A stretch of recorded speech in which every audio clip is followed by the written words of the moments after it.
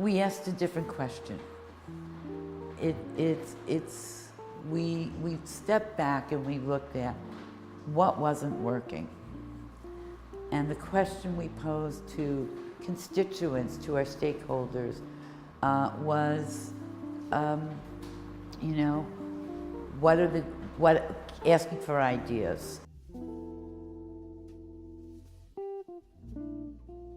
So Washington Heights is a low-income, largely Hispanic community, mainly from the Dominican Republic, with a high burden of diabetes, especially among the seniors. More than 1 in 4 seniors, that is people 60 and older, have already been diagnosed with diabetes and live with that burden. And yet, as many of the diabetes prevention and clinical care management programs as there are in Washington Heights, none of them were targeted at seniors and none were targeted to people living in the community. 5% of them have never even had any formal education. So the literacy levels, even in their native language, is not that high.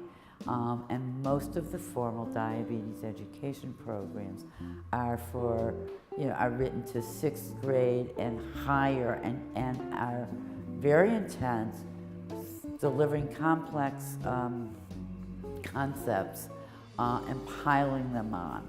And what we heard from the seniors during our planning phase and focus groups was they needed it broken down. They wanted it broken down into smaller, bite-sized pieces that needed time to absorb a concept, and they needed to understand how to apply it to their everyday lives. So I think one of the main things about self-management program, which is what we do, is taking what they already do and changing it so that it could be beneficial to them, not drastically limiting them or avoiding certain things that they regularly do. Part of this community is very cultural, and the people that we see are also seniors, so they're, like you said, stuck in their ways. So I think one of the main things that I've held on to is finding out first, what do they do and how can I change what they currently do into something that will benefit them in the long run. The street team that we used was essentially about somewhere between 4 and 6 women who put in a total of about 80 hours a week combined, going to different places in the community and stationing themselves. Again, because they live in this community, they know where the hot spots are of lots of people showing up. They even know what days it's best to go to the pharmacies and the time of day to show up in the pharmacy or the supermarket or at Northern Manhattan Improvement Corporation during the tax season. They know the life of this community, and that's what you have to do. You have to embed yourself in the life of this community for this kind of thing to take off. So when we first started, about 2 or 3 months, we had got close to 1,000. Yes, and everybody was surprised of that. So that's why it went so long, and then after that, things just started gradually increasing. And we looked around, we had 1,500, and now we up to what? 2,000. So we did, and we've been doing this for a year, and 5 months? It's going on 5 months. So it's just wonderful, and the community is just, I don't know, they just embrace it. So one of my main goals when I first started here on Together on Diabetes is reaching out to the pharmacies, reaching out to the supermarkets, reaching out to the doctor's office and themselves, and how can we work together with their patients or the clients that are coming in the pharmacies. Through our street team, I feel like that's been the main implementation that we did that has worked the most in linking, because having a face is very different than just giving a pamphlet or hearing about the information. They've become sort of like community health workers. So they've helped us a lot implementing you know, this is the program, this is what you hear from a doctor, but this is what you can do with that information. And this is a program that's gonna help you apply it every day. The Monday class is part of our weekly education program that the seniors, the enrollees, can opt to attend.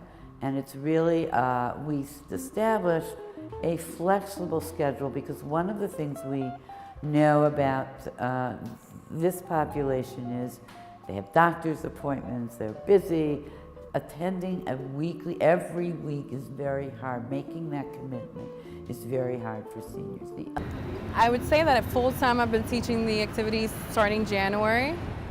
Before then, mostly on a substitution whenever our educator couldn't.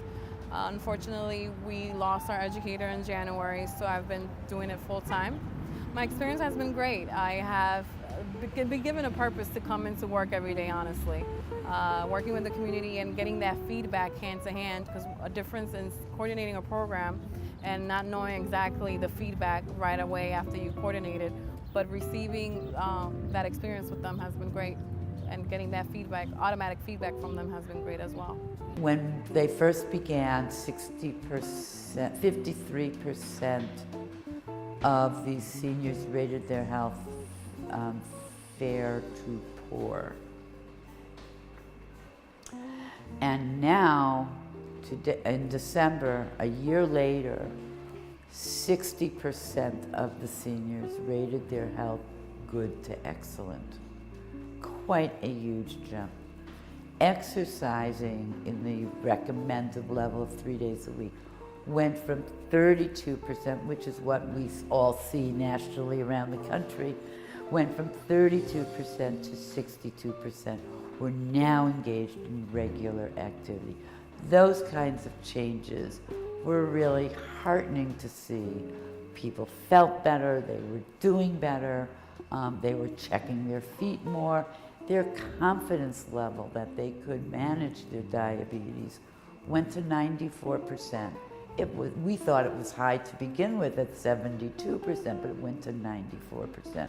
And we saw the same in terms of their sense that they that they had the support that they needed. So these were important markers for us. And it's just very fulfilling for me. Like, I am in medicine. This is something that I want to do for the rest of my life. Communal medicine, which is what we practice here, and being part of the community has been great. And also, I'm part of this community. I grew up here. So it's been very fulfilling to give back. And I feel like I've gotten so much help along my way. Now that I've made it, quote unquote, it's nice to finally be in a position where I can give back.